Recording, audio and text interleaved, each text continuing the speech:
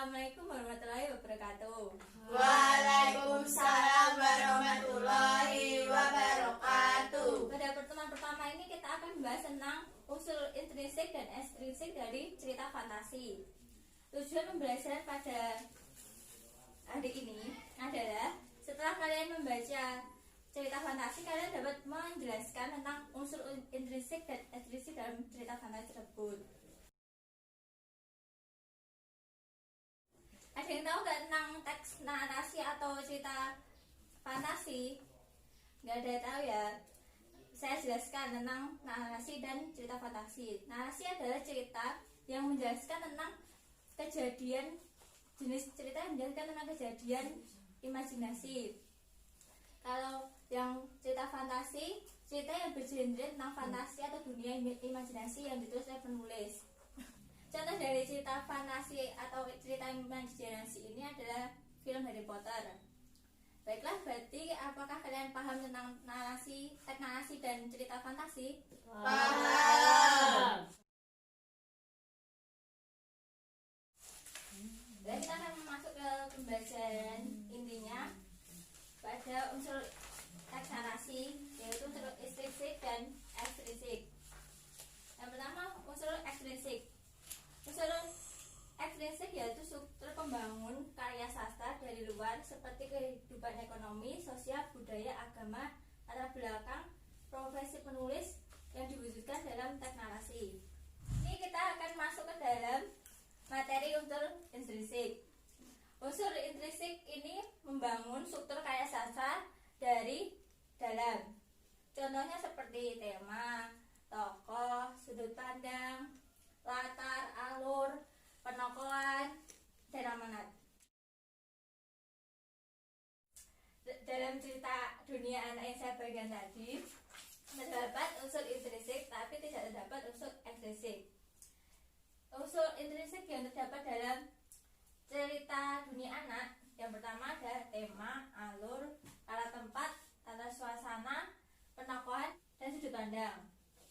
Tema dalam cerita dunia anak yang saya bagikan tadi itu fantasi atau khayalan.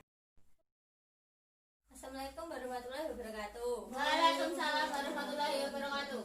Pada pertemuan kedua ini kita akan membahas tentang jenis-jenis teks narasi. Tujuan pembelajaran pada hari ini setelah kalian membaca teks narasi atau cerita fantasi, kalian dapat menentukan termasuk jenis apakah teks atau cerita tersebut. Jenis-jenis cerita fantasi atau teks narasi atau narasi itu dilihat dari kesesuaian dalam kehidupan nyata. Ada dua, total dan irisan. Dalam cerita fantasi total ini, pengarang menggunakan nama objek, nama tokoh, nama tempat itu berbeda sekali dengan kehidupan nyata.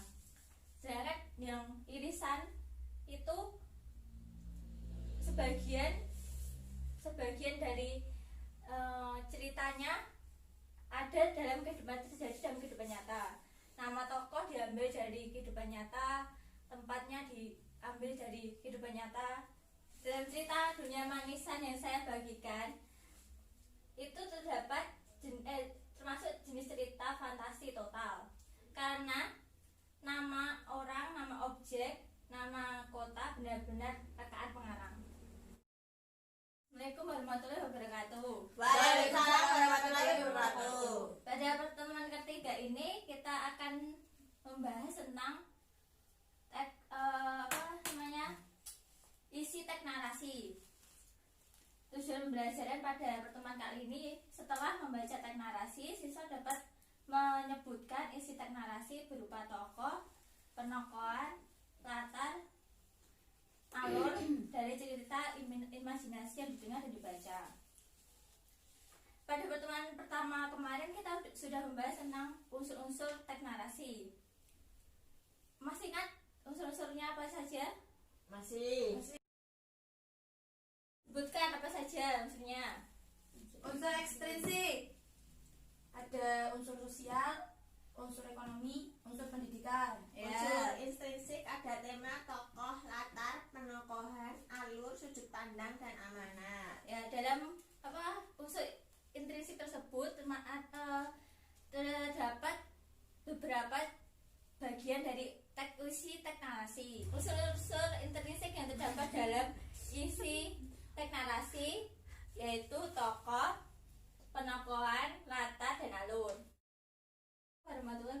wabarakatuh. Waalaikumsalam warahmatullahi wabarakatuh. Pada pertemuan keempat ini kita akan membahas hal-hal yang harus diperhatikan dalam bercerita. Tujuan pembelajaran pada hari ini, kita setelah membaca teks narasi, siswa dapat menyatakan hal-hal yang harus diperhatikan dalam cerita.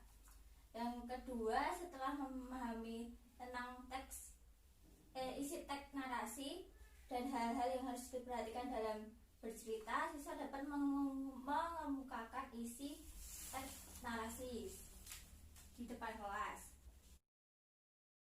Kita sebutkan contoh isi teks narasi yang sudah dibahas pertemuan ketiga kemarin. Ya.